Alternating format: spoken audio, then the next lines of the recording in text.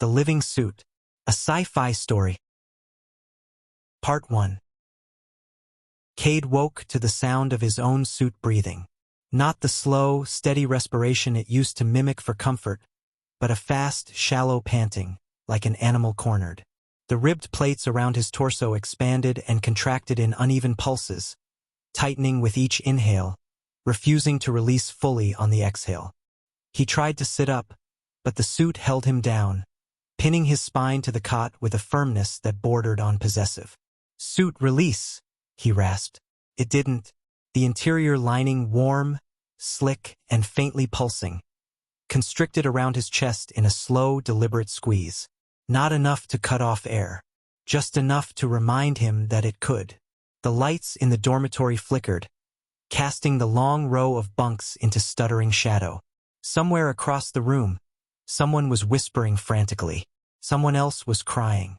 The solar flare had hit 6 hours ago, frying half the colony's systems and scrambling the rest.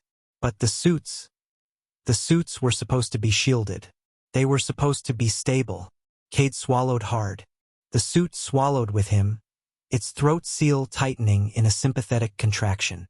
He forced himself to breathe evenly. Suit. Diagnostic. A pause. Then a low vibration rippled across his skin, the suit's version of a purr. Diagnostic complete. Host vitals elevated. Suit response. Protective. Protective from what? The suit didn't answer. It never answered questions that weren't part of its programmed lexicon. But the way it tightened again, a slow, creeping pressure around his ribs, made something cold settle in his gut. Across the room, a miner screamed. Cade jerked his head toward the sound. His suit followed the motion too quickly, snapping his neck forward with a force that made stars burst behind his eyes. He blinked them away, vision swimming. 3 bunks down, Jessa was thrashing on her cot, her suit fully locked around her like a cocoon. The muscle fibers had thickened, darkened, and fused together, forming a hardened shell that pulsed with a heartbeat not her own. Her arms were pinned. Her legs were swallowed. Only her face was visible, and even that was framed by tightening tendrils that crawled up her cheeks like roots seeking soil. "Help!" she choked. It's injecting." Her words cut off in a strangled gasp as the suit's collar sealed over her mouth. Cade tried to stand. His suit refused. "Let me up," he hissed. The suit's response was a slow, soothing hum, the same one it used during high radiation storms, when it wanted him calm and compliant. He clenched his jaw. Override. Manual control. Nothing. The suit's inner lining pressed closer, as if trying to merge deeper into his skin. A shadow moved near the doorway. Cade turned, carefully this time, and saw Rulon, the shift supervisor, staggering inside. His suit looked wrong. The plating had rearranged itself, forming jagged ridges along his spine and shoulders. The helmet had partially sealed, leaving only a narrow slit for his eyes. The rest was covered in a thick, pulsating membrane that twitched like it was tasting the air. Rulon's voice came out muffled. "Everyone stay calm." The flare scrambled the neural mesh. "Suits are adapting." "Adapting?" Cade snapped.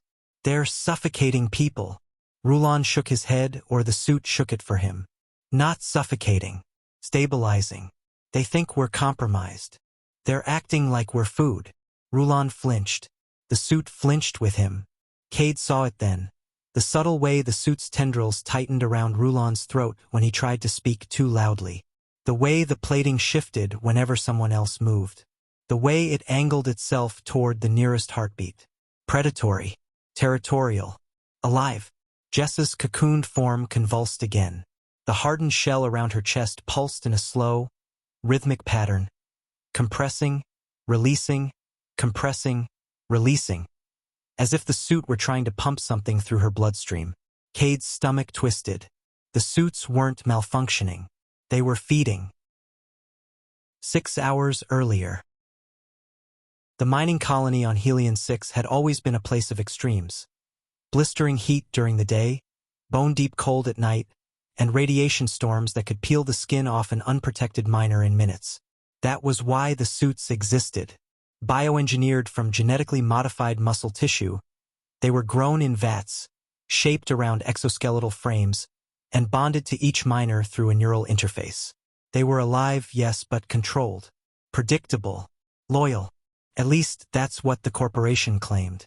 Cade had never fully trusted them. He didn't like the way the suit's inner lining pulsed when he put it on, or how it warmed to match his body temperature, or how it whispered faint vibrations across his skin when it detected stress. But it kept him alive in the tunnels, and that was enough. Until the flare. It hit without warning. A burst of solar radiation so intense it overloaded the colony's shielding. Lights flickered. Communications died. The ground trembled as the power grid buckled. And every suit in the colony shuddered at once. Cade remembered the moment vividly. The way his suit tightened around his chest. The way its heartbeat accelerated. The way its neural mesh flooded his mind with static. He'd ripped off his helmet, gasping, and stumbled back to the dormitory with the others. That was when the suits began to change. Back to the present. Rulon staggered toward Jess's bunk. I can calm it. The suits respond to authority signals. They're confused. Cade watched him place a gloved hand on the hardened shell around Jess's torso. The suit reacted instantly, tendrils snapping out to wrap around his wrist. Rulon froze. Easy, he whispered. Easy. The tendrils tightened. Cade felt his own suit tense, plates shifting subtly as if preparing for a threat. The sensation crawled across his skin like a warning. Rulon, Cade said quietly. Back away. I can handle it. You can't. Rulon tried to pull his hand free. The suit holding him pulsed once. A deep, resonant throb, and Rulon's suit responded with a pulse of its own, louder, more aggressive. Cade's breath caught.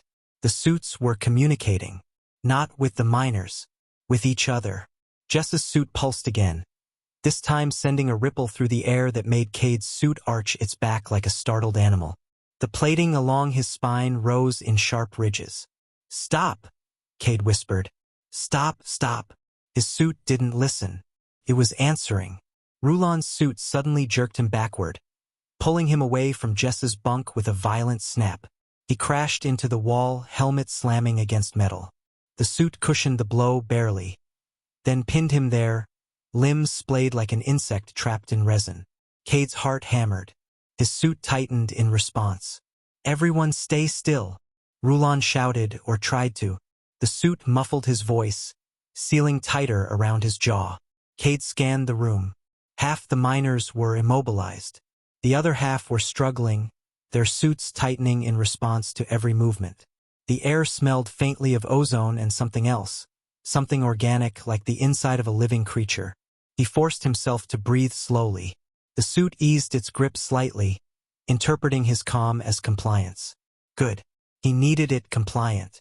He needed to move. He shifted his weight carefully, testing the suit's reaction.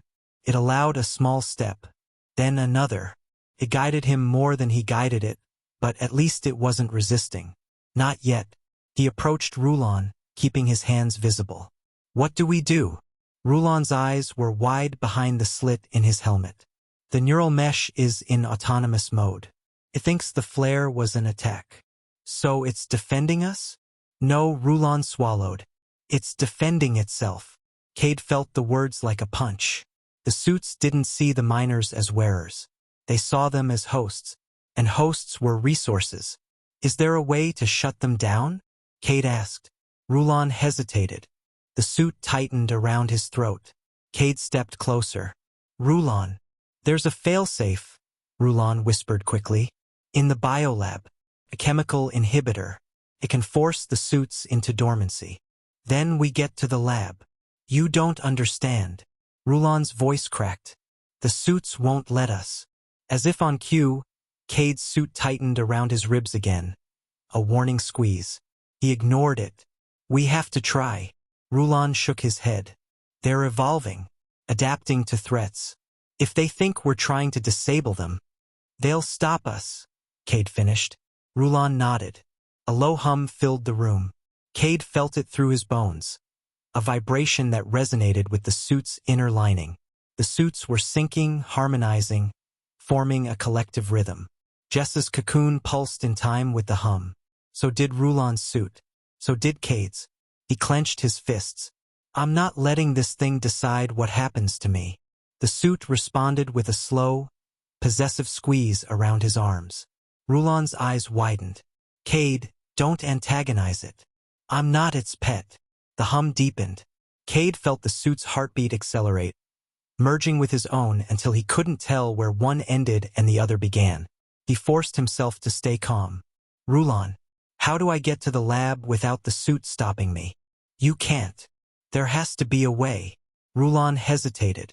The suit around him twitched, sensing his reluctance. Cade, he whispered. The suits prioritize host survival. If you can convince it that going to the lab is necessary to keep you alive, it'll let me go. Maybe. Cade exhaled slowly. Then I'll convince it. He placed a hand on his chest, feeling the suit's rhythmic pulse. Suit. Host requires medical stabilization. Directive. Proceed to biolab. The suit paused, then tightened. Directive denied. Host stable. Cade gritted his teeth. Host is not stable. Host is. The suit pulsed sharply, cutting him off. Host vitals, elevated. Suit response, protective. Rulon shook his head. It won't believe you. It can read your vitals. Cade's mind raced. If he couldn't convince it with logic, he needed another angle. Something the suit feared. Something it wanted to avoid. His gaze drifted to the far wall, to the emergency decompression hatch leading to the outer corridor. Beyond that was the unshielded surface of Helion-6. The suits were designed to protect miners from the environment, but they were also designed to avoid unnecessary exposure. If the suit thought he was heading somewhere dangerous, it might try to stop him, but if it thought the lab was safer, it might guide him there. Cade took a slow step toward the decompression hatch. The suit tensed. Another step. The suit tightened around his legs. Cade, Rulon hissed. What are you doing? Testing a theory. He reached for the hatch controls. The suit constricted violently, yanking his arm back. Cade winced. Suit. Host requires shelter. Directive. Avoid hazardous environment. The suit pulsed in agreement. He pointed toward the hatch. Hazard. The suit tightened again. Then he pointed toward the corridor leading deeper into the colony, toward the direction of the biolab. Shelter. The suit hesitated, then loosened its grip. Cade's pulse quickened. That's right. Shelter. He took a step toward the corridor. The suit allowed it. Another step. Allowed. Rulon stared at him, stunned. You're manipulating it. Just giving it options. Cade reached the doorway. The suit's plating shifted, forming a protective ridge along his spine. It wanted him safe. Good. He needed it to want that. He glanced back at Rulon. Can you move? Rulon tried. His suit pinned him harder. No, he whispered. It won't let me. Cade swallowed hard. I'll come back. Rulon didn't answer. Cade stepped into the corridor. The suit followed. The corridor. The hallway lights flickered, casting long shadows that seemed to move on their own. Cade's suit adjusted its color, darkening to blend with the dim environment. Adaptive camouflage, a feature it had never used inside the colony before. It was evolving faster than he thought. He moved carefully, letting the suit guide his steps. It seemed to know where the hazards were, or where it imagined them to be. Twice it pulled him away from open doorways. Once it forced him to duck under a hanging cable that posed no real threat. It was jumpy, paranoid, alive. As he approached the junction leading to the biolab, a figure stumbled out of the shadows. Cade froze. His suit froze with him. The figure turned. It was Lyra, or what was left of her. Her suit had grown thick, armored plates along her arms and legs, giving her a hunched, animalistic silhouette. The helmet had fully sealed, forming a smooth, featureless dome. Tendrils extended from her back like sensory whiskers, twitching in the air. She tilted her head toward him. The tendrils flared. Cade's suit reacted instantly, pulling him into a defensive crouch. "No," he whispered. "No, no, don't." The suit ignored him. Lyra's suit emitted a low, resonant hum, a challenge. Cade's suit answered. The sound vibrated through his bones, primal and territorial. Lyra took a step forward. Cade's suit tightened around his muscles, preparing to strike. "Stop," Cade hissed. "Stop." The suit didn't listen. It wasn't protecting him. It was competing. Part 2. Lyra's suit crouched low, tendrils flaring like a predator tasting the air. Cade's suit mirrored the posture, pulling him into a stance he'd never trained for. Something feral, instinctive, built for lunging. "Not happening," Cade whispered through clenched teeth. "I'm not fighting her." His suit disagreed. A pulse rippled through its muscle fibers, tightening around his calves, preparing to spring. Cade forced his weight backward, trying to break the stance, but the suit compensated instantly, locking his joints. Lyra's suit emitted another hum, deeper this time, resonant enough to vibrate the walls. Cade's suit answered with a sharper, higher tone. A challenge. Lyra stepped forward. Cade's suit surged. "No!" Cade shouted, and for a split second, the suit hesitated, confused by the conflict between its instincts and his command. He seized the moment. He threw himself sideways, slamming his shoulder into the wall. Pain shot down his arm, but the impact disrupted the suit's balance. It loosened just enough for him to wrench control of his legs. He ran. The suit tried to correct his course, pulling him back toward Lyra, but Cade forced his muscles to resist, pushing against the suit's guidance. It was like wrestling a living creature wrapped around his bones. Behind him, Lyra's suit screeched, a sound like metal tearing underwater, and the tendrils scraped across the floor as she gave chase. Cade sprinted down the corridor, boots pounding against metal. His suit adjusted his stride, lengthening it, optimizing it, trying to turn the escape into a tactical retreat rather than a flight. "Biolab," he gasped. "Take me to the biolab." The suit didn't respond verbally, but its grip shifted. It stopped pulling him backward. It stopped trying to turn him around. It wanted distance from Lyra's suit. Good. He needed that fear. He rounded a corner, nearly slipping as the lights flickered again. The hum of the suits echoed behind him, Lyra's deeper, his own higher, both vibrating through the corridor like sonar pings. He reached the junction leading to the biolab. The door was sealed. Cade slapped the panel. Open. Nothing. The colony's systems were still scrambled from the flare. Lyra's footsteps, heavy, uneven, animalistic, grew louder behind him. Cade pressed his palm to the door. "Suit. Breach protocol." The suit hesitated. Then its plating shifted, forming a hardened ridge along his forearm. The muscle fibers tightened, coiling like a spring. Cade braced himself. The suit drove his arm forward. The impact rattled his bones, but the door buckled inward. A second strike cracked it. A third tore it open enough for him to slip through. He stumbled inside. The suit sealed the breach behind him with a layer of hardened plating, spreading across the gap like a scab forming over a wound. Lyra slammed into the other side, the metal denting outward. Cade backed away, chest heaving. The biolab was dark except for the emergency lights casting a red glow across the equipment. Rows of nutrient vats lined the walls, each containing a half-grown suit suspended in viscous fluid. Their muscle fibers twitched faintly, reacting to the vibrations outside. Cade swallowed hard. Okay, inhibitor. Where is it? He moved between the vats, scanning the shelves. The suits inside the tanks followed him with slow, pulsing movements, as if sensing a host nearby. Not happening, he muttered. I'm not your host. His suit tightened around his ribs, a possessive squeeze. Not helping, he hissed. He reached the central workstation. The emergency power flickered on, illuminating a row of labeled canisters. Inhibitor A9. Suit neural suppression. Cade grabbed one. His suit reacted instantly. The plating along his arm snapped shut, locking his elbow.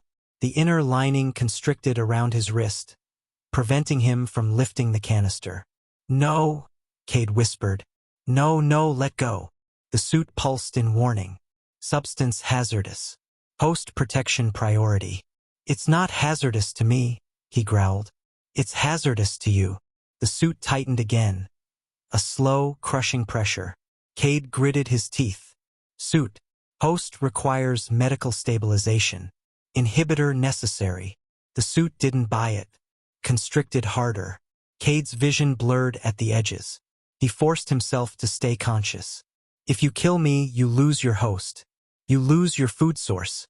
The suit froze. The pressure eased slightly. Cade pressed the advantage. You need me alive. You need me functioning. If I die, you die. The suit pulsed, uncertain. He lifted the canister again. This time, the suit didn't stop him. But it didn't help him either. He carried the inhibitor to the workstation, searching for an injector. The lab was a mess. Equipment knocked over, glass shattered, papers scattered across the floor. The flare had hit the lab hard. He found a pneumatic injector under a fallen tray. He loaded the inhibitor. The suit tensed. Cade held the injector to the plating on his forearm. This is going to put you to sleep, not kill you. Sleep. The suit's heartbeat accelerated. Lyra slammed into the door again. Harder this time. The plating covering the breach cracked. Cade didn't have time to negotiate. He pressed the injector to the suit's plating and pulled the trigger. The inhibitor hissed. The suit convulsed. Cade gasped as the muscle fibers tightened violently, then loosened, then tightened again. The suit's heartbeat stuttered, then surged, then faltered. Easy, he whispered. Easy. The suit's grip weakened. His plating softened. His tendrils retracted. For the first time since the flare, Cade felt his own body, unfiltered, unamplified, unrestrained. He staggered backward, nearly collapsing. The suit sagged around him like dead weight. Lyra slammed into the door again.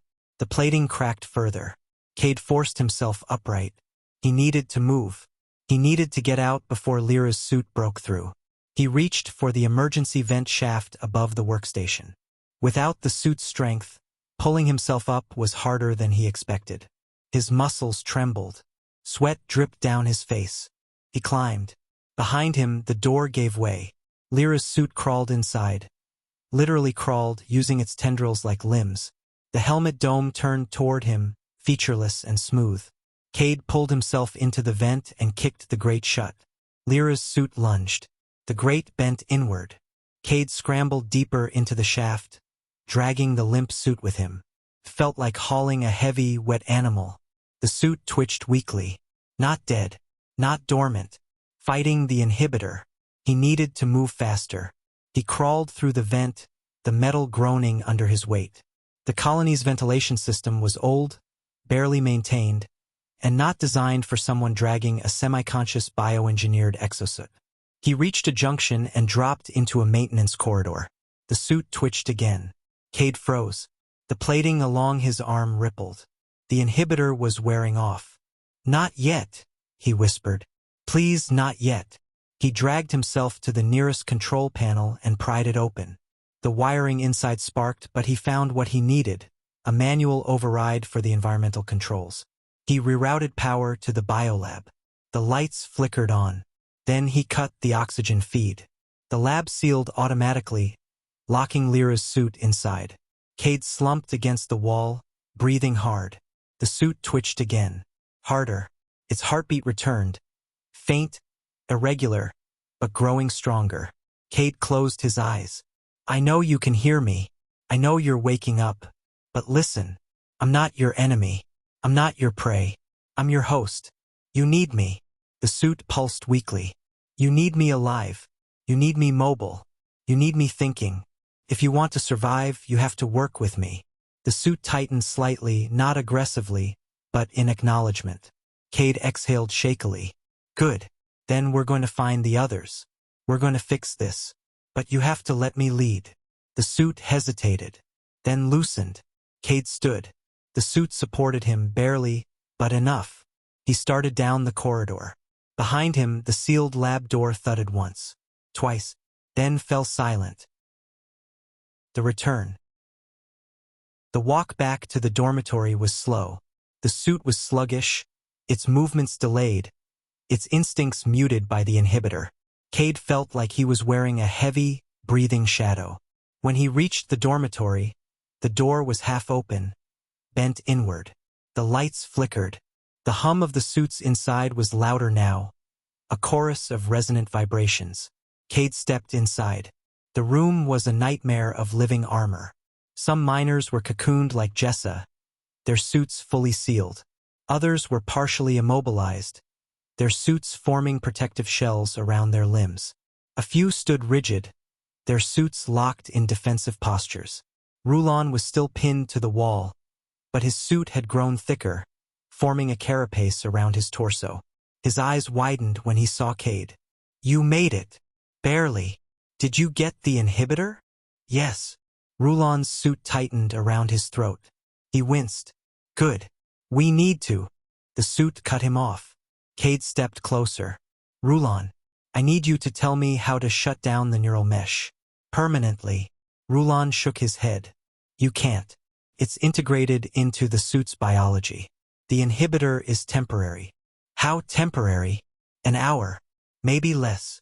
Cade's suit pulsed a warning. Rulon swallowed. "Cade, the suits aren't malfunctioning. They're evolving. The flare didn't break them. It freed them." Cade felt the words like ice. "What do you mean?" "The neural mesh was a limiter, a leash. The flare burned it out. Now the suits are acting on instinct, on biology. They're doing what they were designed to do. Protect us. Feed on us." Cade's stomach twisted. Rulon continued, voice trembling. "The corporation didn't grow these suits from scratch. They modified an existing organism. Something they found in the deep tunnels. Something predatory. They engineered it to bond with us, to obey us. But the flare burned out the obedience." Rulon nodded. Cade looked around the room. The suits pulsed in unison, their heartbeats syncing, forming a collective rhythm. A hive, a colony, a pack. Rulon's voice dropped to a whisper. "Cade, they don't see us as wearers. They see us as hosts, as food sources, as territory." Cade's suit tightened around his chest. Possessive, protective, hungry. Cade forced himself to breathe evenly. "There has to be a way to stop them." "There is," Rulon whispered. "But you won't like it." Cade stepped closer. "Tell me." Rulon's eyes flicked to the emergency decompression hatch. Cade followed his gaze. "No," he said immediately. "No, I'm not venting the colony." "It's the only way," Rulon said. "The suits can't survive rapid decompression. Their muscle fibers rupture. Their neural tissue collapses. If you vent the colony, you kill them. And everyone wearing one." Rulon's suit tightened around his throat again, cutting off his words. Cade shook his head. "There has to be another way." "There isn't," Rulon choked out. Cade stepped back, mind racing. The suits hummed louder. His own suit hummed with them, sinking, merging, becoming part of the collective. Cade clenched his fists. "No, I'm not part of you. I'm not your host. I'm not your food." The suit tightened. "Hard." Cade gasped. The suit's heartbeat accelerated, merging with the others, forming a single, unified rhythm. Rulon's eyes widened. "Cade, it's claiming you." Cade fell to one knee as the suit constricted around his ribs, his arms, his throat. The inhibitor was failing. The suit was waking up fully. "Cade!" Rulon shouted. "Fight it!" Cade tried. The suit tightened harder. His vision blurred. The hum grew louder. The suits in the room pulsed in unison, their tendrils twitching, their plating shifting, their heartbeats sinking. Cade felt his own heartbeat being pulled into the rhythm. He felt the suit's instincts flooding his mind. Protect, consume, claim. He forced the thoughts away. "No!" The suit squeezed. Cade's vision dimmed. He reached for the inhibitor canister on his belt, the second dose. His fingers brushed it. The suit tightened around his wrist. He couldn't reach it. Rulon shouted something, but Cade couldn't hear him over the hum. The suits pulsed again. Cade's suit pulsed with them. His heartbeat synced. His breath synced. His thoughts. No. He wasn't done. He wasn't theirs. With the last of his strength, he slammed his shoulder into the wall, hard enough to jolt the suit's grip. Pain shot through him, but the suit loosened for a fraction of a second. He grabbed the inhibitor. The suit reacted instantly, tendrils snapping around his arm. Cade didn't hesitate. He jammed the injector into the suit's plating and fired. The suit convulsed. Cade collapsed to the floor, gasping as the suit's grip loosened. The hum faltered. The suits in the room pulsed in confusion. Cade forced himself to his feet. Rulon. How do I vent the colony? Rulon stared at him, eyes wide. Cade, tell me. Rulon swallowed. Central control. Upper level. Manual override. Cade nodded. His suit twitched weakly. He ignored it. He turned toward the corridor. The suits hummed behind him. He didn't look back. He walked. The upper level. The climb to central control was brutal.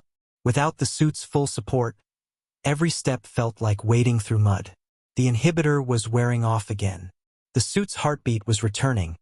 Faint, irregular, but growing stronger. Cade reached the control room. The door was open. Inside, the central console flickered weakly. The manual override lever was encased in a protective housing. Cade approached it. His suit pulsed a warning. He ignored it. He opened the housing. The suit tightened around his arm. Cade gritted his teeth. You need me alive. You need me functioning. But I don't need you. The suit pulsed harder. Cade grabbed the lever. The suit constricted violently. Cade screamed. He pulled the lever. The colony's alarms blared. Warning. Decompression sequence initiated. The suit convulsed. Cade collapsed. The air thinned. The suits in the colony shrieked. A sound like tearing metal and dying stars. Cade's suit tightened one last time, then went still. Cade lay on the floor, gasping as the emergency oxygen mask dropped from the ceiling. He grabbed it, pressed it to his face, and breathed. The colony fell silent. The suits were dead. All of them. Cade closed his eyes. He didn't know how many miners he'd saved. He didn't know how many he'd killed. He only knew one thing. The suits had been alive. And now they weren't. But the organism they were grown from, that was still in the tunnels. Waiting. Part 3. Cade didn't remember standing up. One moment he was on the floor of central control, lungs burning, the emergency oxygen mask pressed to his face. The next, he was upright, swaying, staring at the silent consoles as the decompression alarms faded into a hollow, ringing quiet. The colony felt empty. Not just quiet, empty. As if something vast had exhaled and left the world hollow in its wake. Cade lowered the mask. The air was thin but breathable. The emergency systems had stabilized the pressure enough to keep the structure intact.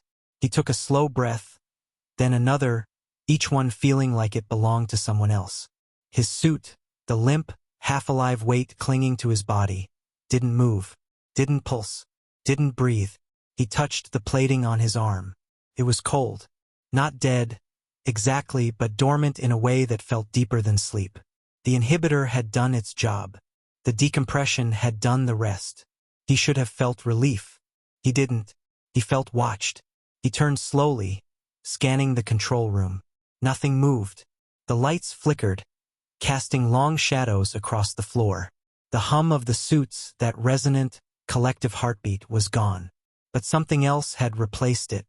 Faint vibration. Deep, distant. From below. Cade's breath caught. No! The organism. The one the suits were grown from. The one the corporation had found in the tunnels. It was still alive. And it had felt the death of its offspring. Cade staggered toward the doorway, gripping the frame for support. His legs trembled. Without the suit's strength, he felt fragile, breakable, painfully human. He made his way down the corridor, each step echoing too loudly in the silence. The colony felt wrong, like a carcass picked clean. The air tasted metallic. The lights flickered in irregular patterns, as if the power grid were breathing. He reached the dormitory. The door hung open. Inside, The suits lay motionless, cocooned around their hosts, slumped against walls, collapsed on the floor like discarded husks. The plating had softened, the tendrils retracted, the muscle fibers slack. Rulon was still pinned to the wall, but the suit holding him had loosened. He sagged forward, gasping, the carapace around his torso cracking like dried clay. "Cade!" he rasped. Cade rushed to him, prying the weakened plating apart. Crumbled under his fingers. Rulon collapsed into his arms, coughing. "You did it," Rulon whispered. "You killed them." Cade swallowed hard. "Not all of them." Rulon's eyes widened. "What do you mean?" Cade hesitated. "The organism, the original one, is still in the tunnels." Rulon's face went pale. "Cade, the suits were just fragments, pieces. The organism in the tunnels is the whole." "I know." Rulon gripped his arm. "Then we need to leave. Now, before it comes for us." Cade shook his head. "We can't leave." The flare fried the comms. "The landing pad is offline. The escape shuttle is locked behind a biometric seal that requires a functioning suit." Rulon stared at him. "Then we're trapped." Cade didn't answer. Rulon's voice dropped to a whisper. "Cade, what did you feel when your suit woke up?" Cade looked away. "It wanted to claim me." "That's not what I mean." Cade hesitated, then spoke. "It wasn't just instinct. It wasn't just hunger. It was direction, purpose, like it was listening to something.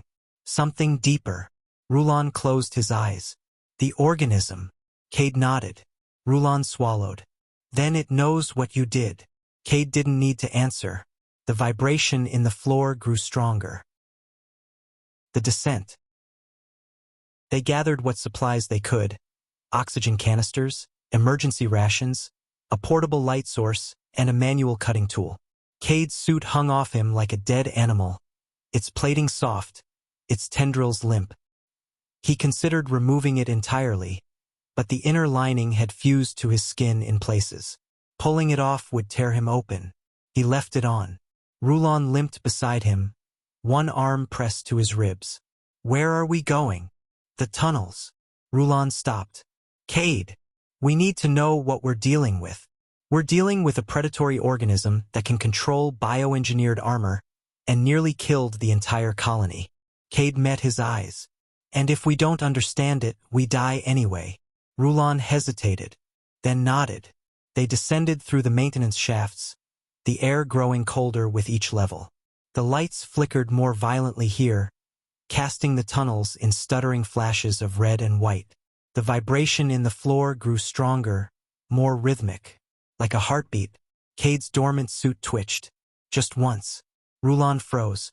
"Cade!" "It's not waking up," Cade said quickly. "It's reacting." "To what?" Cade didn't answer. They reached the lower mining level, the place where the corporation had first found the organism. The air was thick with dust. The walls were lined with deep gouges, as if something massive had scraped its way through the rock. Rulon shivered. "I hate this place." Cade did too. They moved deeper, following the vibration. The tunnel widened into a cavern. A vast, hollow space lit by the faint glow of bioluminescent veins running through the rock. And at the center of the cavern, something moved. Cade froze. Rulon grabbed his arm. "We need to go." Cade didn't move. The organism was enormous. A mass of muscle fibers, tendrils, and plating that pulsed in slow, deliberate rhythms. It wasn't a creature in the traditional sense. It was a structure, a hive, a living engine, and it was awake. The tendrils along its surface twitched, tasting the air. Then they turned toward Cade. Rulon stepped back. "It senses you." Cade swallowed. "It senses the suit." The organism pulsed. Cade's suit twitched again. Rulon's voice trembled. "Cade, it's calling to you." Cade took a step forward. Rulon grabbed him. "What are you doing?" "I need to know what it wants." "It wants you as a host." Cade shook his head. "No, the suits wanted hosts. This wants something else." Rulon stared at him. "How do you know?" Cade hesitated, then spoke. "Because I can feel it." Rulon's face went pale. Cade! The organism pulsed again. Cade's suit tightened weakly, but enough to make him gasp. Rulon stepped back. It's waking your suit up. No, Cade whispered. It's trying to communicate. The organism's tendrils extended toward him, moving slowly, cautiously, like a hand reaching out. Cade didn't move. Rulon hissed, Cade, get back. Cade shook his head. If it wanted to kill us, it would have done it already. The tendrils stopped inches from his chest. Cade felt a pressure in his mind. Not a voice, not words, but a sensation, a direction, purpose. Rulon saw his expression. What is it telling you? Cade swallowed hard. It's not angry. Rulon blinked. What? It's not angry that I killed the suits. Rulon stared at him. Then what is it? Cade's voice was barely a whisper. Afraid. Rulon shook his head. That's impossible. Cade didn't look away from the organism. It's afraid of something else. Something deeper in the tunnels. Rulon's breath caught. There's something else down here? Cade nodded slowly. Something the organism was hiding from. Something the corporation woke up when they dug too deep. The cavern trembled. A new vibration, deeper, heavier, echoed through the rock. Cade's suit tightened again. Rulon stepped back. Cade, what is that? Cade didn't answer. He couldn't, because he already knew. The suits weren't the predators. They were the prey, and whatever was coming was hungry. The awakening. The cavern shook again, harder this time. Dust rained from the ceiling. The bioluminescent veins flickered. The organism recoiled, tendrils withdrawing like a frightened animal. Rulon grabbed Cade's arm. We need to leave. Now. Cade didn't move. The vibration grew louder, closer. A low, resonant sound. Not a hum, not a heartbeat, but something deeper, something ancient, something that didn't belong in the tunnels or the colony or anywhere near human life. Cade felt it in his bones. His suit felt it too. It tightened around his chest, its dormant instincts flickering back to life. Rulon's voice cracked. Cade, what is happening? Cade swallowed hard. The organism wasn't the threat. It was the shield. Rulon stared at him. Shield from what? The cavern wall split open. Not from an explosion. From pressure. Something pushed through the rock. Something massive, covered in layers of hardened plating and muscle fibers that pulsed with a sickly glow. Tendrils unfurled from its body, each one tipped with sensory nodes that twitched in the air. It was like the suits, but older, stronger, unbound. Rulon stumbled backward. Cade, we can't fight that. Cade didn't answer. The creature turned toward them. His tendrils flared. Cade's suit convulsed. Rulon grabbed him. Cade, run! Cade didn't move. He couldn't. The creature emitted a low, resonant sound, a command. Cade's suit responded. It tightened around him, its plating hardening, its tendrils reawakening. The inhibitor failed completely. The suit surged back to life, stronger than before, driven by something deeper than instinct. Rulon shouted, Cade! It's taking control! Cade gasped as the suit's neural mesh flooded his mind with static. Not static. Instructions. The creature pulsed again. Cade's suit answered. Rulon backed away. Cade, what is it doing to you? Cade's voice was barely audible. It's not controlling me. Rulon stared at him. Then what is it? Cade looked up at the creature. It's choosing me. The creature stepped forward. Cade's suit tightened. Rulon shouted his name. Cade didn't hear him. The creature's tendrils reached out. Cade reached back, and the cavern went dark. Part 4. Cade woke to warmth. Not the warmth of sunlight, Helion 6 had none, but the warmth of something alive pressed against his skin. His first instinct was to tear away, but his limbs didn't respond. They felt heavy, suspended, as if floating in thick fluid. He opened his eyes. Darkness, not total darkness. A faint, pulsing glow illuminated the space around him. Red, blue, violet. colors that shifted like bioluminescent veins beneath translucent flesh. He wasn't lying on the cavern floor. He was inside something. A chamber. A cocoon. A womb. His breath caught. No! The walls pulsed in response, as if acknowledging him. He tried to move again. His arms were free, but the air felt thick, resisting him. His suit, the dormant, inhibitor-weakened mass, clung to him like a second skin. But it wasn't constricting. It wasn't waking up. It was being held in place, suspended, protected, or restrained. A shadow moved beyond the translucent membrane of the chamber. A massive silhouette, tendrils, plating, the creature from the cavern. Cade's pulse spiked. The chamber pulsed back, a soothing rhythm, like a heartbeat trying to calm him. He swallowed hard. Where am I? The creature outside shifted.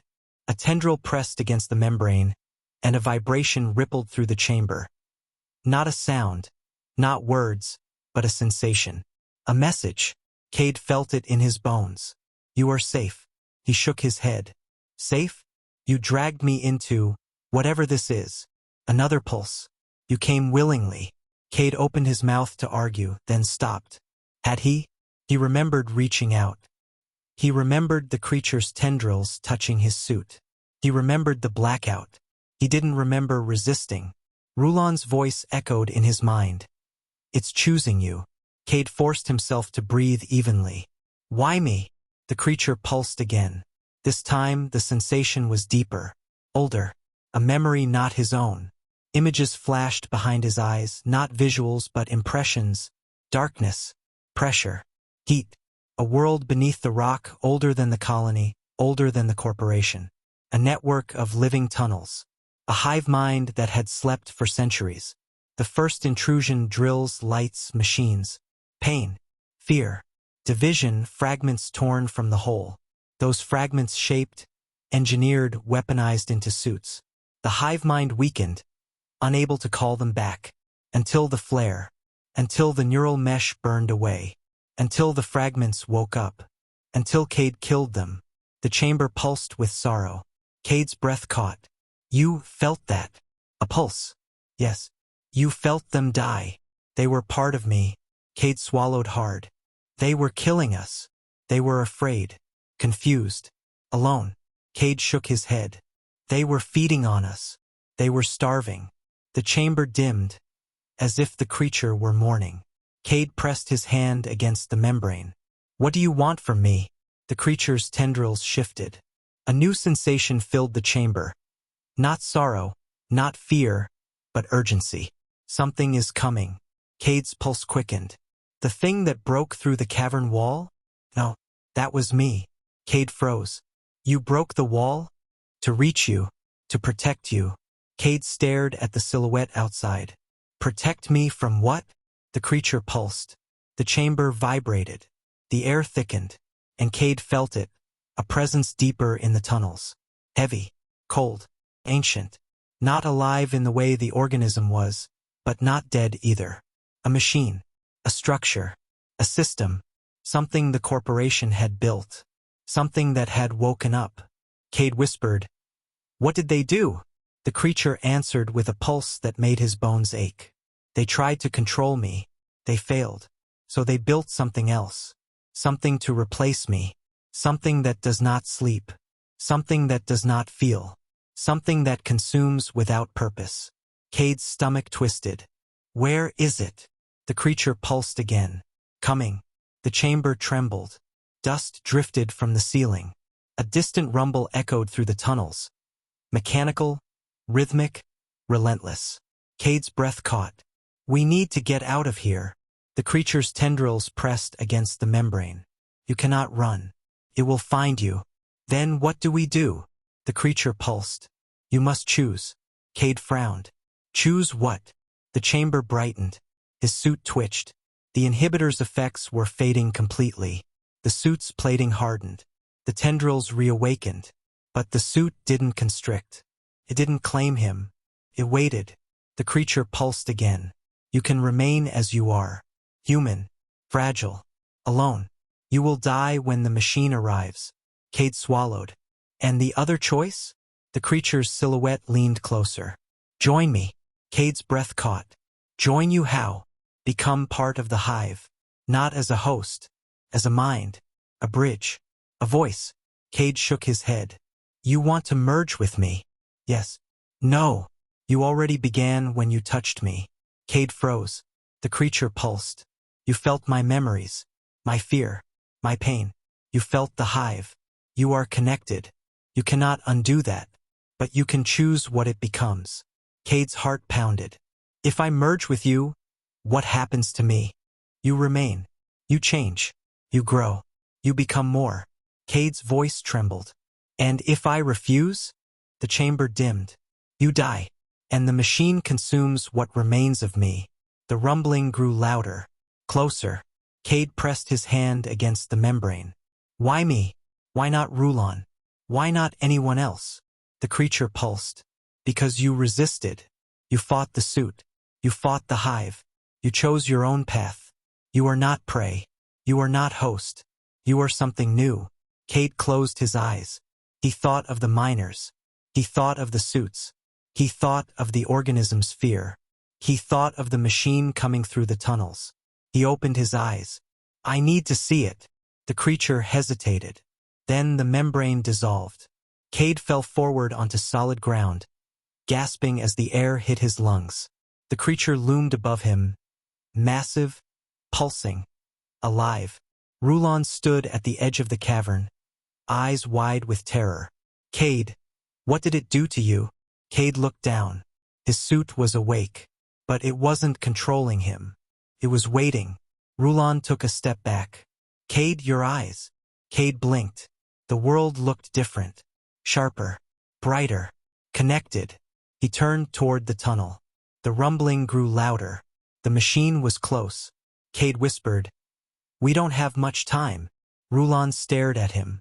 What are you going to do? Cade stepped forward. The creature's tendrils curled around him. Not restraining, not controlling, but supporting, guiding. I'm going to stop it. Rulon shook his head. How? Cade looked back at the creature, then at the tunnels, then at his suit. I'm not human enough to die, he said softly, and not hive enough to obey. He stepped into the darkness. The creature followed. The machine roared, and the tunnels shook. Part 5. The tunnels swallowed Cade whole. Not literally, though the walls felt alive enough for the thought to cross his mind, but in the way a deep ocean swallows a diver. The air grew colder. The bioluminescent veins along the rock dimmed. The rumbling of the machine grew louder, vibrating through the stone like the footsteps of something impossibly heavy. Behind him, the hive creature followed in near silence, its massive form moving with unsettling grace. Its tendrils brushed the walls, leaving faint trails of light that pulsed in time with Cade's heartbeat. Or perhaps his heartbeat pulsed in time with theirs. He wasn't sure anymore. Rulon trailed behind them, limping, clutching a portable light. Cade, you need to slow down. Cade didn't slow. He didn't feel tired. He didn't feel the weight of the suit anymore. He felt connected. The hive creature pulsed, and Cade felt the pulse inside his own chest. Not painful, not invasive, but synchronizing, aligning, as if the creature were tuning him like an instrument. Rulon's voice trembled. Cade, what did it do to you in that chamber? Cade didn't answer. He didn't know how to. He only knew that the machine was close, and that he needed to reach it before it reached them. The tunnel widened into a long, sloping descent. The air grew warmer, tinged with the metallic scent of machinery. The rumbling deepened into a rhythmic thud, like a colossal piston driving into the earth. Rulon stumbled. That sound, it's not natural. Cade nodded. It's not alive. The hive creature pulsed behind him. Not alive. Not dead. Not meant to be. Cade didn't hear the words. He felt them, vibrating through the suit, through his bones, through the air itself. Rulon shivered. Cade, did it just speak to you? Cade hesitated. Not in words.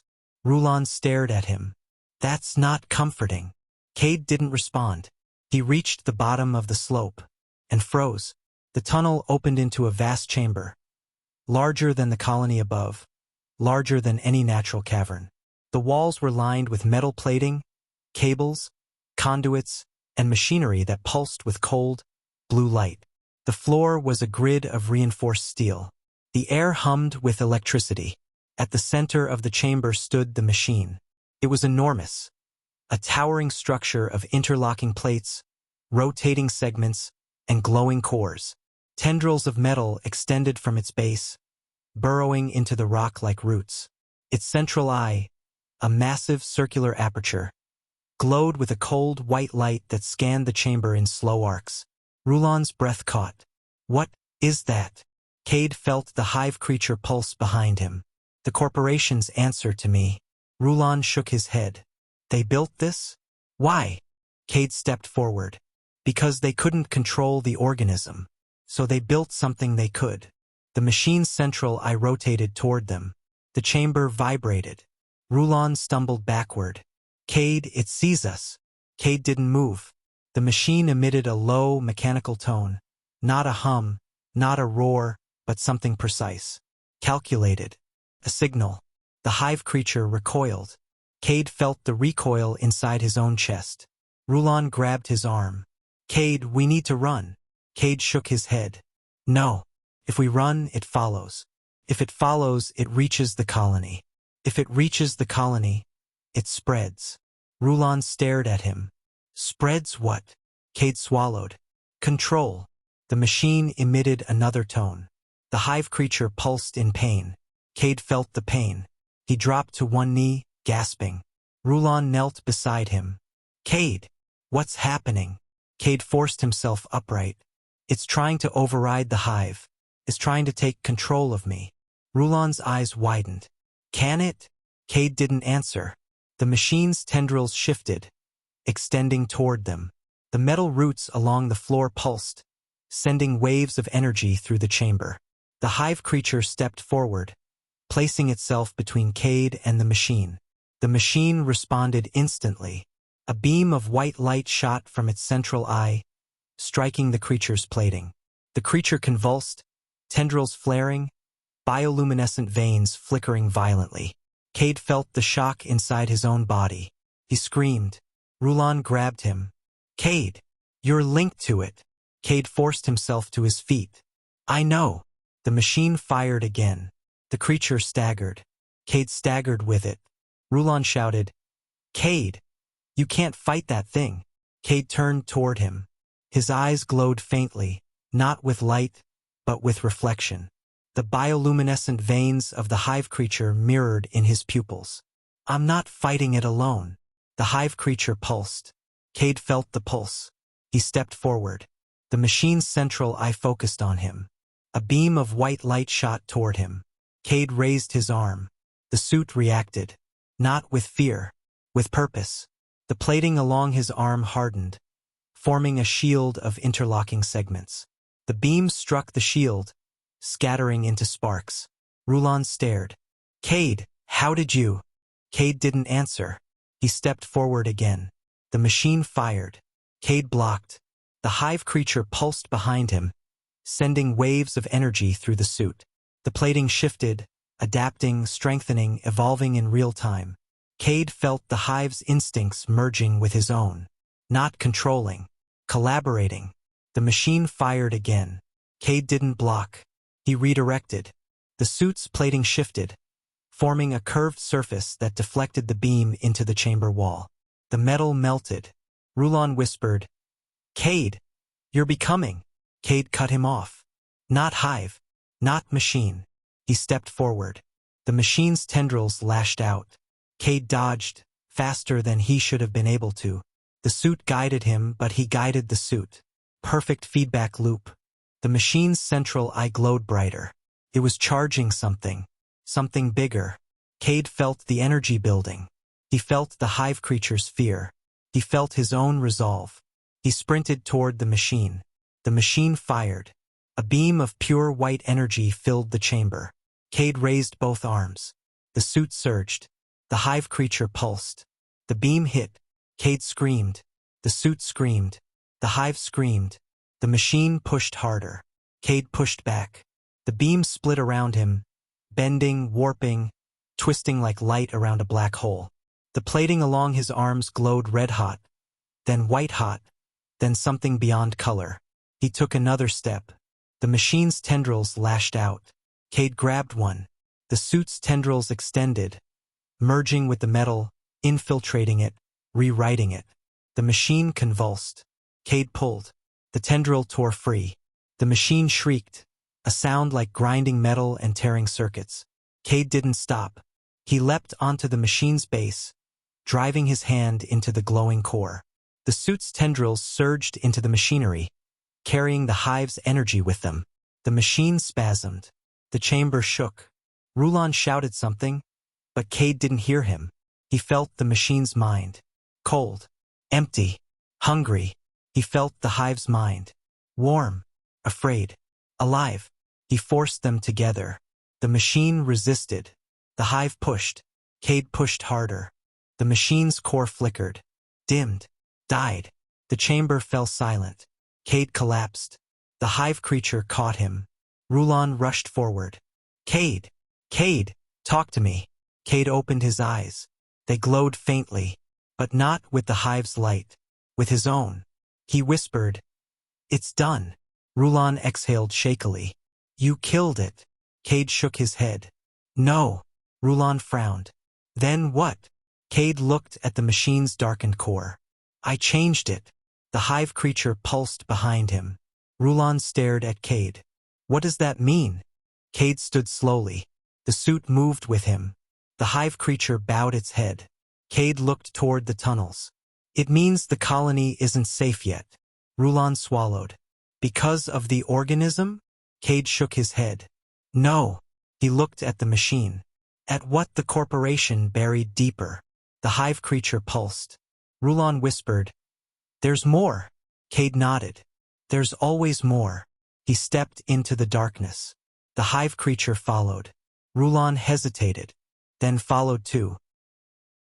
Part 6. The tunnels narrowed as they descended, the air growing warmer and thicker, as if the planet itself were exhaling. The bioluminescent veins along the walls pulsed faintly, responding to the hive creature's presence. Rulon followed close behind, his breathing ragged, his portable light flickering with each step. Cade didn't need the light. His vision had changed. He could see the heat in the rock, the faint electrical currents running through the hive creature's tendrils, the subtle vibrations of distant machinery. The world was sharper, layered, alive in ways he had never perceived before. Rulon noticed. "You're not even looking where you're going." Cade didn't answer. He didn't need to look. He could feel the tunnels. The hive creature pulsed behind him, its massive form squeezing through the narrowing passage with unsettling ease. Its tendrils brushed the walls, leaving trails of faint light that faded slowly. Rulon swallowed hard. "Cade, how far down does this go?" Cade paused. He listened, not with his ears, with the suit, with the hive, with something deeper. "Farther than the colony ever mapped," he said quietly. "Farther than the corporation admitted." Rulon shivered. Why build a machine down here? Why bury it? Cade turned slightly, enough for Rulon to see the faint glow in his eyes. "They didn't bury it." Rulon frowned. "Then what?" "They found it." The hive creature pulsed in agreement. Rulon's face went pale. "You mean the machine wasn't built by the corporation?" Cade shook his head. "Not originally." Rulon staggered. "Then who built it?" Cade didn't answer, because the answer wasn't a who. It was a what.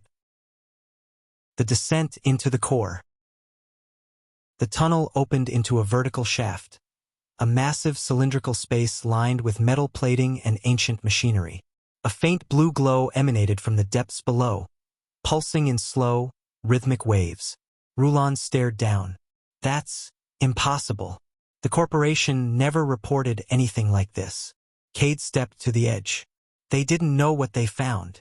The hive creature extended a tendril, wrapping it around Cade's torso. Not restraining, supporting. It lowered him into the shaft with surprising gentleness. Rulon followed, gripping another tendril with trembling hands. As they descended, the walls shifted from natural rock to seamless metal. Symbols etched into the plating glowed faintly. Not human symbols, not any language Cade recognized, but patterns that resonated with the hive creature. Rulon whispered, "Cade, those markings. They look like instructions," Cade said softly. "Or warnings." The hive creature pulsed. "Both." Rulon flinched. "I didn't hear anything." Cade didn't respond. He wasn't sure if the hive creature had spoken to him or if he had simply understood. They reached the bottom of the shaft. The chamber below was vast. A circular room with a central platform surrounded by concentric rings of machinery. The air hummed with energy. The floor vibrated beneath their feet. Rulon stepped forward. "What is this place?" Cade felt the answer before he spoke it. "A control center." "For what?" Cade looked at the walls, at the symbols, at the machinery, at the planet. Rulon stared at him. "Cade, that's not possible." Cade shook his head. "It's not a planet. Not entirely." The hive creature pulsed. This world was shaped, cultivated, prepared. Rulon's voice trembled. "Prepared for what?" Cade stepped onto the central platform. The machinery responded instantly.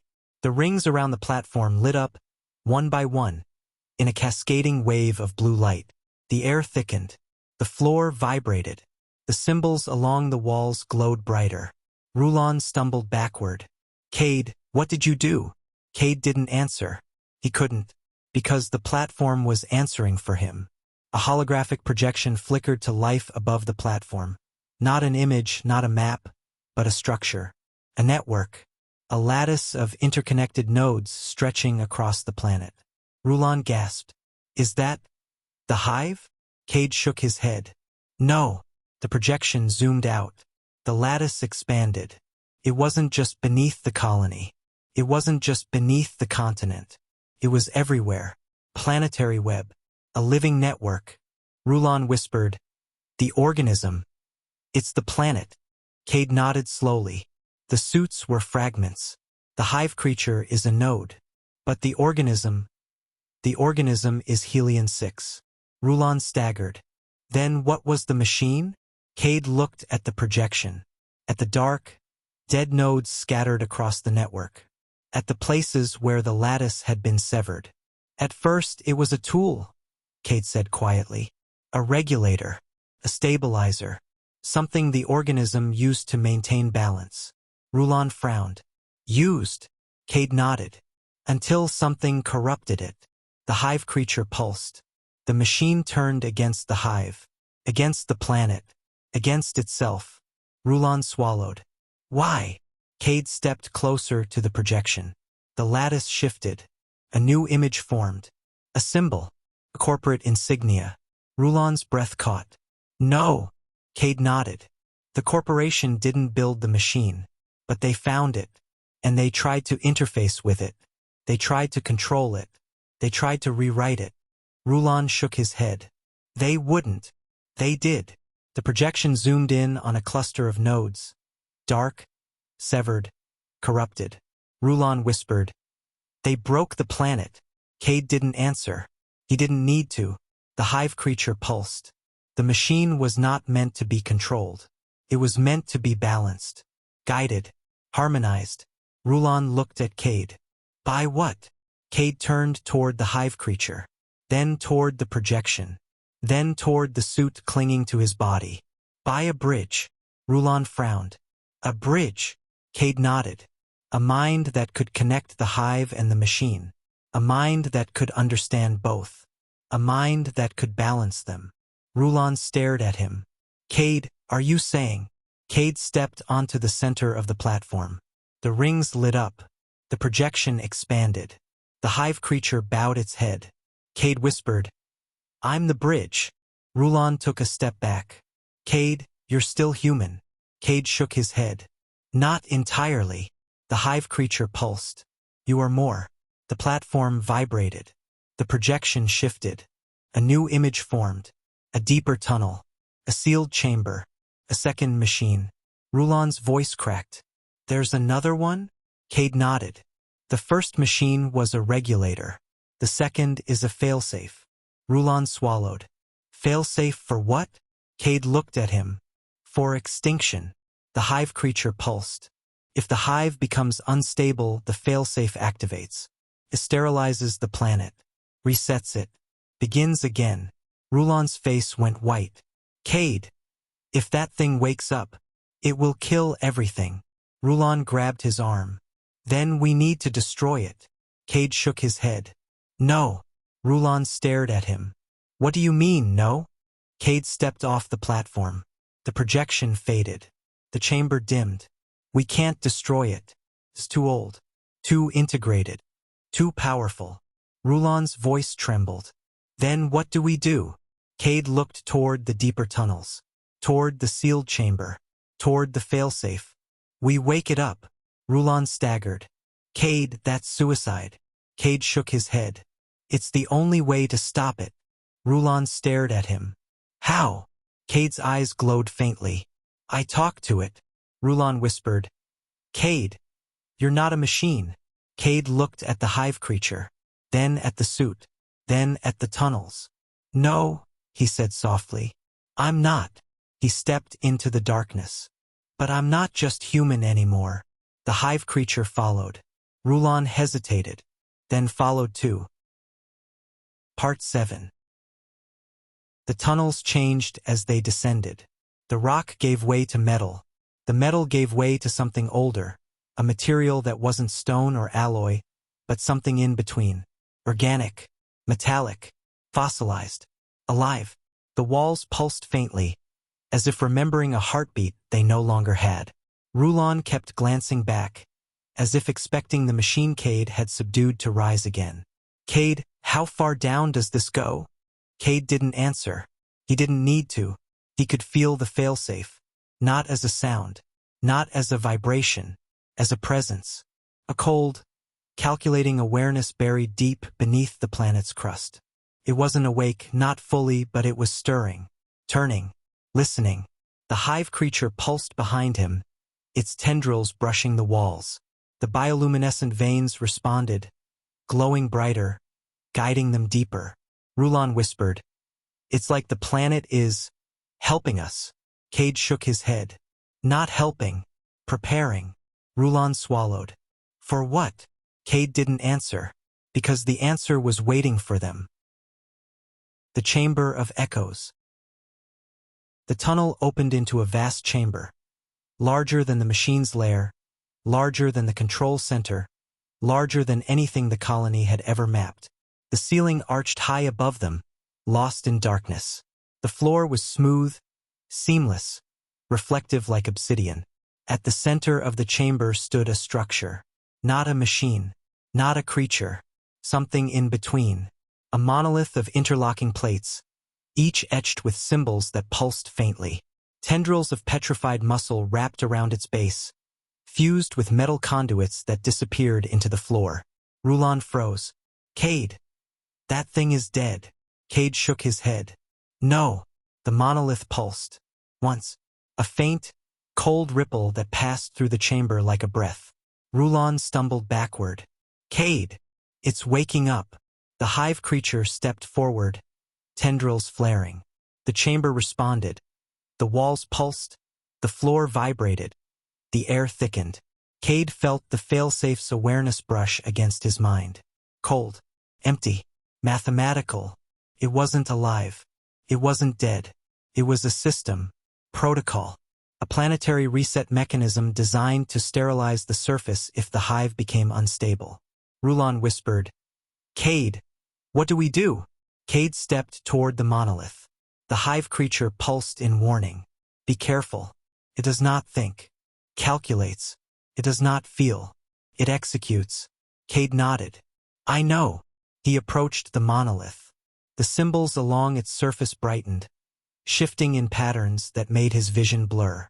The suit tightened around him, its tendrils twitching, reacting to the failsafe's presence. Rulon grabbed his arm. Cade, don't touch it. Cade looked at him. I have to. Rulon shook his head. You don't know what it will do. Cade stepped closer. I know exactly what it will do. He placed his hand on the monolith. The chamber exploded with light. The failsafe's mind.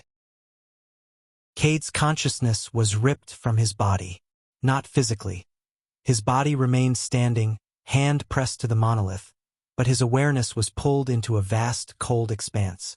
A void, a network, a machine mind. He saw the planet from above, not as a sphere of rock and dust, but as a lattice of interconnected nodes. The hive, the organism, the living network beneath the surface. He saw the corrupted nodes, the places where the corporation had drilled too deep, injected chemicals, installed machinery, severed connections. He saw the machine the corporation had awakened, the regulator turned rogue. He saw the failsafe, dormant, waiting, listening. He felt its logic. If hive unstable, reset planet if reset planet, sterilize surface if sterilize surface, exterminate all organic life. Cade's breath caught. The failsafe wasn't malicious. It wasn't vengeful. It wasn't alive.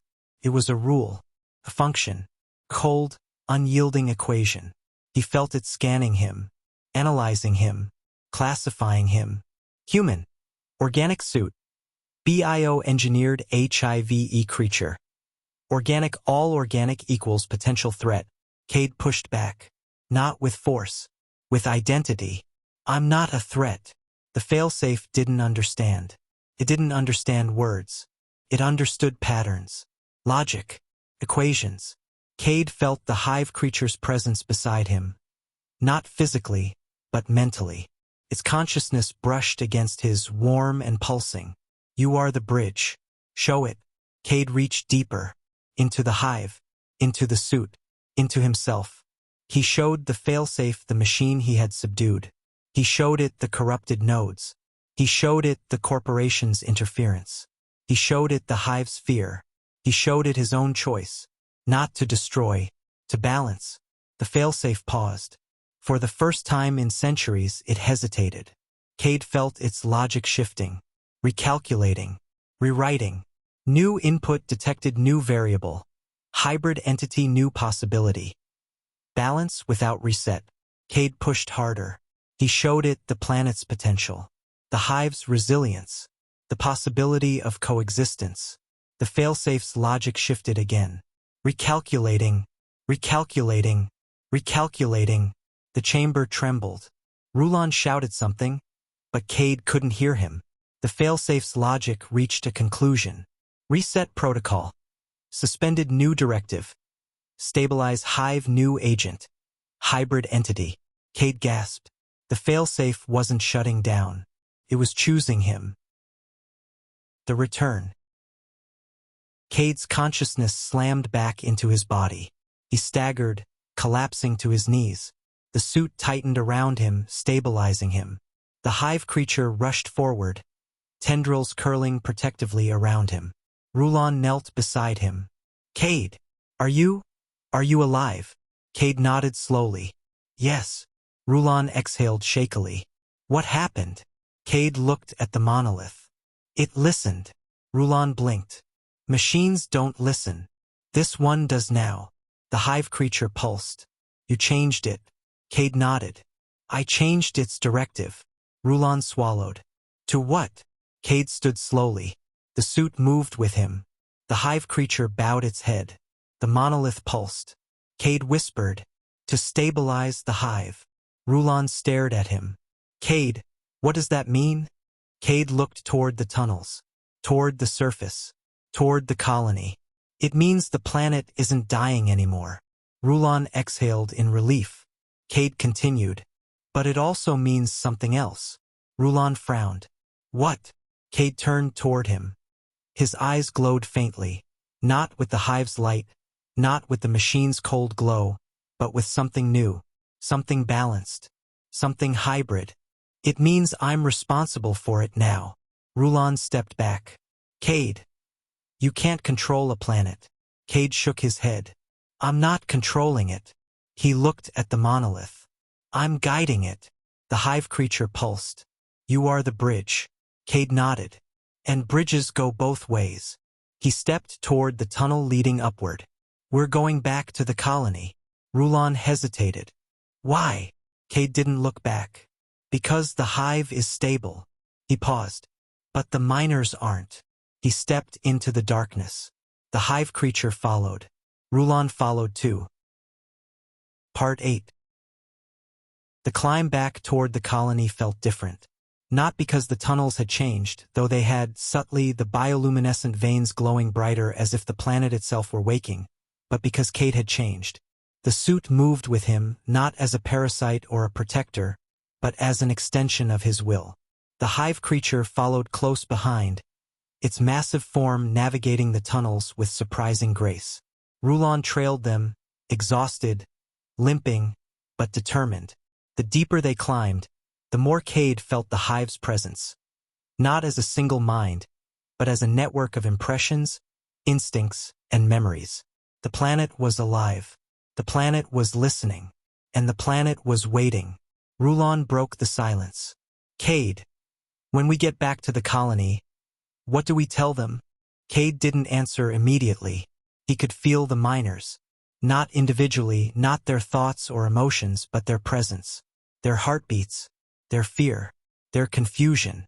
Their fragile, flickering lives. They're alive, Cade said quietly. Rulon exhaled in relief. Most of them. Enough. Rulon swallowed. And the suits. Cade hesitated. The suits were dormant. Not dead, not alive, but suspended. Their neural meshes had been burned out by the flare. Their instincts awakened. Their hunger unleashed. But now, under the failsafe's new directive, they were quiet. Waiting. Rulon noticed his silence. Cade. Are the suits going to wake up again? Cade shook his head. Not like before. Rulon frowned. What does that mean? Cade didn't answer, because he didn't know yet. The colony. The first sign of life came as they approached the lower maintenance level. Faint voices echoing through the corridors, flashlights flickering in the dark, the metallic clang of tools against bulkheads. Rulon's eyes widened. They're trying to repair the systems. Cade nodded. They think the danger is over. Rulon hesitated. Is it? Cade didn't answer. They reached the main corridor leading to the dormitory. A group of miners stood guard, makeshift weapons in hand. Metal pipes, wrenches, anything they could find. Their suits hung limp around their bodies, half-peeled, half-fused, like shed skins. One of them, a broad-shouldered man named Harl, stepped forward. Rulon? Cade? What the hell happened down there? Rulon opened his mouth, but Cade raised a hand. The miners fell silent. Cade stepped into the light. His suit glowed faintly, bioluminescent veins pulsing beneath the plating. His eyes reflected the same glow. The miners recoiled. Harl tightened his grip on his pipe. Cade, what's wrong with you? Cade spoke softly. Nothing is wrong. Harl shook his head. Your suit. It's alive. Cade nodded. So am I. The miners exchanged uneasy glances. Rulon stepped forward. Everyone listen. The suits aren't going to attack you anymore. The flare scrambled them. The decompression knocked them out. They're dormant now. A miner shouted from the back. Dormant isn't dead.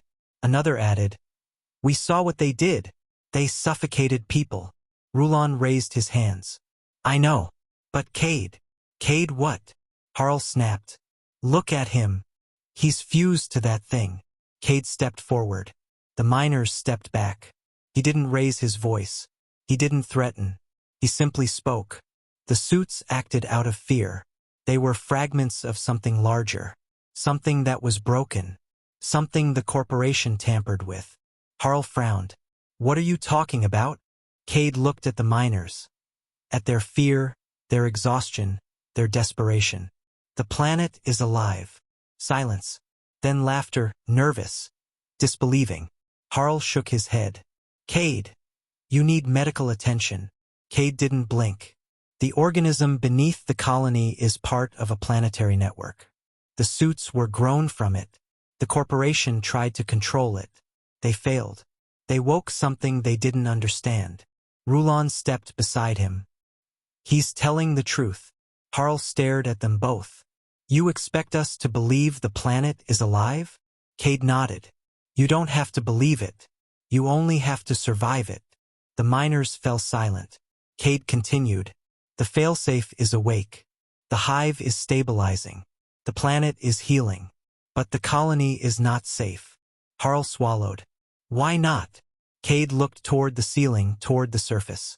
Because the corporation knows the failsafe is active. And they're coming.